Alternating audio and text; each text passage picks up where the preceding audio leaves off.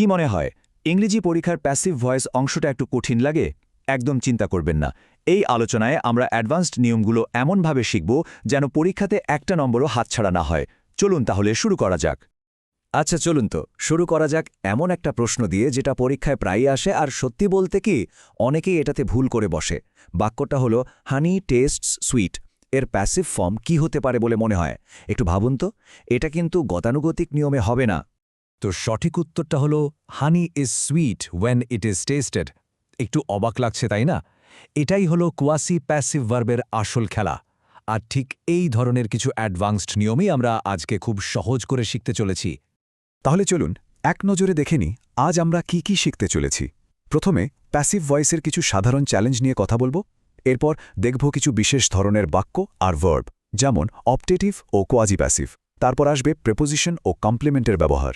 এরপরে আমরা advanced passive structure শিখব, আর সবশেষে থাকছে একটা কুইক রিভিশন। তো প্রথমেই আমরা দেখব সেকশন 1 স্পেশাল সেন্টেন্স আর ভার্ব। এখানে আমরা মূলত অপটেটিভ আর কোয়াজি প্যাসিভ বাক্য নিয়ে আলোচনা করব। এগুলো কিন্তু সাধারণ নিয়মের একটু বাইরে, আর ঠিক এই কারণেই পরীক্ষাতে প্রায় এখান থেকে প্রশ্ন চলে আসে। প্রথমে আসি অপটেটিভ সেন্টেন্সে। এগুলো আসলে কি? খুব সহজ করে বললে যে বাক্যগুলো দিয়ে আমরা কোনো ইচ্ছা, প্রার্থনা বা আশা প্রকাশ করি এবং যেগুলো সাধারণত মে দিয়ে শুরু হয়। যেমন ধরুন, মে গড সেভ ইউ।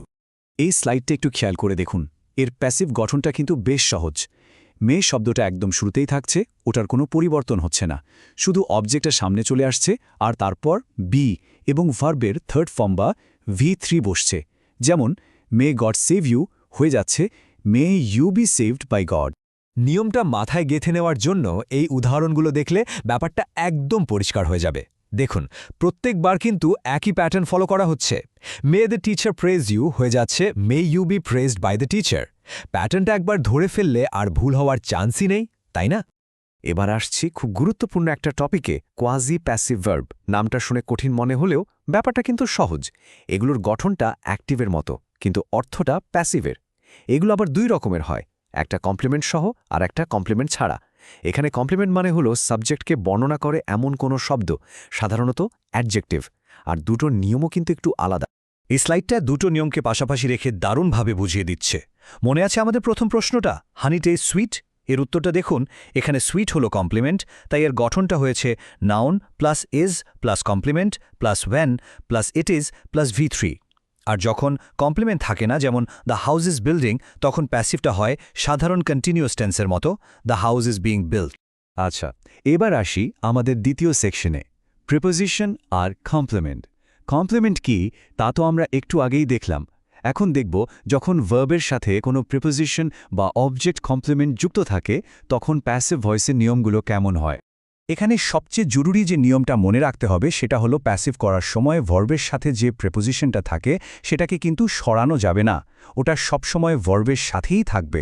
এটা একটা খুব কমন ভুল যা পরীক্ষাতে অনেকেই করে ফেলে।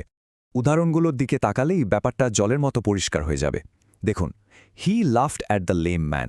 প্যাসিভে গিয়ে হয়েছে the lame man was laughed at by him. খেয়াল করেছেন, অ্যাট প্রেপোজিশনটা লাফটের পাশেই রয়ে গেছে। এটাই হলো আসল কথা। সত্যি বলতে এই স্লাইডটা পরীক্ষার জন্য একটা গুপ্তধনের মতো।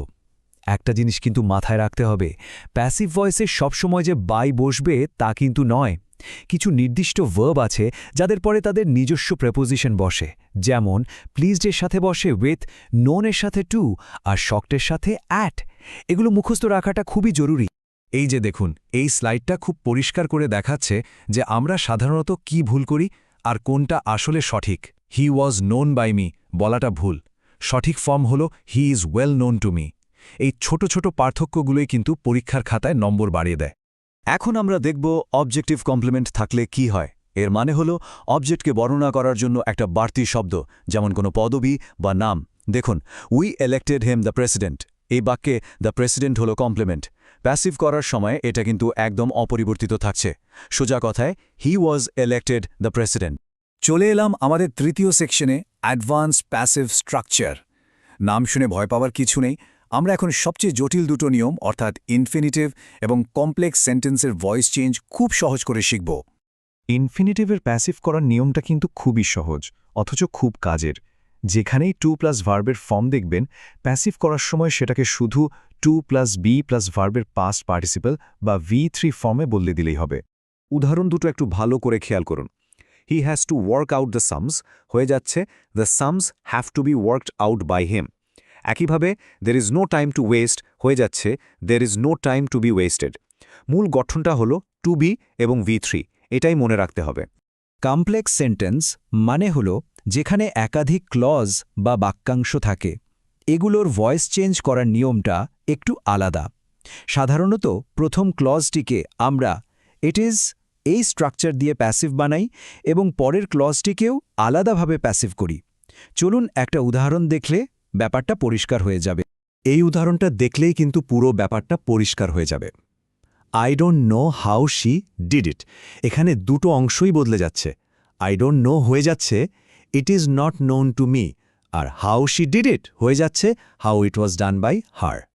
তো আমরা প্রায় শেষের দিকে চলে এসেছি। এবার আমাদের ফাইনাল রিভিশনের পালা। এতক্ষণ আমরা যা যা শিখলাম চলুন সবকিছু এক জায়গায় দেখে নিই। পরীক্ষার ঠিক আগে দ্রুত একবার চোখ বোলানোর জন্য এটা কিন্তু খুব কাজে দেবে। আর এই স্লাইডটা হলো আমাদের আজকের আলোচনার সারমর্ম, বলতে পারেন একটা আলটিমেট চিটশিট। অবজেক্টিভ বাক্যে হবে may plus object plus be plus V3। Complement সহ কোয়াজি প্যাসিভের শেষে বসবে when it is plus V3। Preposition তার ভার্বের সাথেই থাকবে আর ইনফিনিটিভ হয়ে যাবে two plus be plus V3। পরীক্ষার আগে শুধু এই টেবিলটা একবার চোখ বুলিয়ে নিলেই চলবে। তো সব নিয়মকানুন তো এখন আমাদের জানা, কিন্তু আসল প্রশ্নটা হলো পরীক্ষার ওই সীমিত সময়ে কোনটা সবচেয়ে জরুরি আর কিভাবে প্র্যাকটিস করলে প্রশ্ন দেখা মাত্রই সঠিক নিয়মটা মাথায় চলে আসবে। এর উত্তর কিন্তু একটাই, নিয়মিত অনুশীলন, কারণ অনুশীলনই সাফল্যের আসল চাবিকাঠি।